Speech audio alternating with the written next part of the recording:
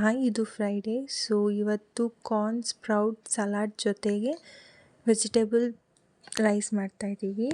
And ಅದ್ರ ಜೊತೆಗೆ carrot detox drink ಮಾಡ್ಕೊಂಡಿದ್ದೀವಿ. ಆ ಕ್ಯಾರೆಟ್ ಡಿಟಾಕ್ಸ್ ಡ್ರಿಂಕ್ನ ಇನ್ನೊಂದು ಸತಿ ತೋರಿಸ್ತೀನಿ. ಸೊ ಈಗ ಸಲಾಡ್ಗೆ ಏನೇನು ಬೇಕೋ ಅದನ್ನೆಲ್ಲ ಕಟ್ ಮಾಡ್ಕೊತಾ ಇದ್ದೀನಿ. ಕ್ಯಾರೆಟ್, ಆನಿಯನ್, ಟೊಮ್ಯಾಟೊ, ಕ್ಯೂಕಂಬರ್, ಆಮೇಲೆ ಅರ್ಧದಷ್ಟು ಲಿಂಬೆಹಣ್ಣು. ಸ್ಪ್ರೌಟ್ಸ್ ಮತ್ತು ಕಾರ್ನ್ ಎರಡನ್ನೂ ಸ್ವಲ್ಪ ಬೇಯಿಸ್ಕೊಂಡಿದ್ದೀವಿ. ಅದಾದಮೇಲೆ ಏನೇನು ಮಿಕ್ಸ್ ಮಾಡಬೇಕು ಅಂತ ತೋರಿಸ್ತೀನಿ.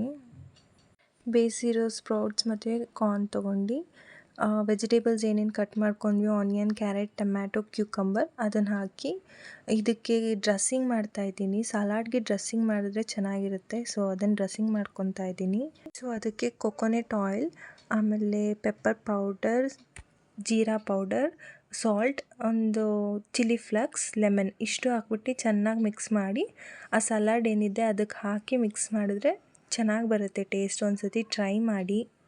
ಸೊ ಈಗ ವೆಜಿಟೇಬಲ್ ರೈಸ್ಗೆ ಮಸಾಲ ತೆಗಿತಾ ಇದ್ದೀನಿ. ಅದಕ್ಕೆ ಆಯಿಲು, ಆನಿಯನ್ನು, ಶುಂಠಿ, ಬೆಳ್ಳುಳ್ಳಿ, ಚಕ್ಕೆ, ಲವಂಗ, ಮೆಣಸು, ಹಸಿಮೆಣ್ಸಿನ್ಕಾಯಿ ಇದನ್ನೆಲ್ಲ ಹಾಕ್ಕೊಂಡು ಹುರ್ಕೊತೀವಿ. ಹಾಫ್ ಪೋರ್ಷನಷ್ಟು ಟೊಮ್ಯಾಟೊ, ತುರಿದಿರೋ ಕೊಬ್ಬರಿ, ಕೊತ್ತಂಬರಿ, ಪುದೀನ ಇದನ್ನೆಲ್ಲ ಹಾಕಿ ನಮ್ಮ ಮರಾಠಿ ಸ್ಟೈಲ್ನಲ್ಲಿ ಇದನ್ನು ಹುರ್ಕೊತೀವಿ. ಹುರ್ಕೊಂಡು ಇದನ್ನು ಮಿಕ್ಸಿಗೆ ಹಾಕಿ ಮಸಾಲ ತೆಗ್ಕೊತೀವಿ. ಟೊಮ್ಯಾಟೊ ಇದೆಲ್ಲ ಹಾಕಿ ಮಸಾಲ ತೆಗ್ಕೊತೀವಿ.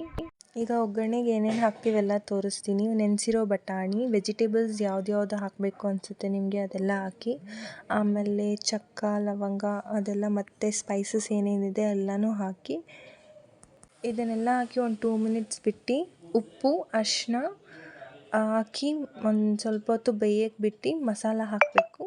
ಆ್ಯಕ್ಚುಲಿ ಹೇಳಬೇಕು ಅಂದರೆ ಮಶ್ರೂಮ್ ಬಿರಿಯಾನಿ ಮಾಡೋಣ ಅಂತ ಅಂದ್ಕೊಂಡಿದ್ದು, ಬಟ್ ಫ್ರೆಶ್ ಮಶ್ರೂಮ್ಸ್ ಸಿಗದೇ ಇರೋ ಕಾರಣಕ್ಕೆ ನಾರ್ಮಲ್ ರೈಸ್, ವೆಜಿಟೇಬಲ್ ರೈಸೇ ಮಾಡಿದ್ವಿ. ಇದಕ್ಕೆ ಬಟ್ ಬಿರಿಯಾನಿ ಪೌಡರ್ ಕೂಡ ಆ್ಯಡ್ ಮಾಡಿದ್ದೀವಿ. ಸ್ವಲ್ಪ ಚಿಲ್ಲಿ ಪೌಡರ್ ಮತ್ತು ಬಿರಿಯಾನಿ ಪೌಡರ್ನೂ ಆ್ಯಡ್ ಮಾಡಿದ್ದೀವಿ. ಆ್ಯಂಡ್ ಇದೆಲ್ಲ ಹಾಕಿ ಮಾಡಿದ್ದಕ್ಕೆ ಒಂಥರ ಡಿಫ್ರೆಂಟಾಗಿ ಬಂದಿದೆ. ಹೀಗೆ ನಮಗೆ ಫಾಲೋ ಮಾಡಿ, ಶೇರ್ ಮಾಡಿ, ಸಬ್ಸ್ಕ್ರೈಬ್ ಮಾಡಿ.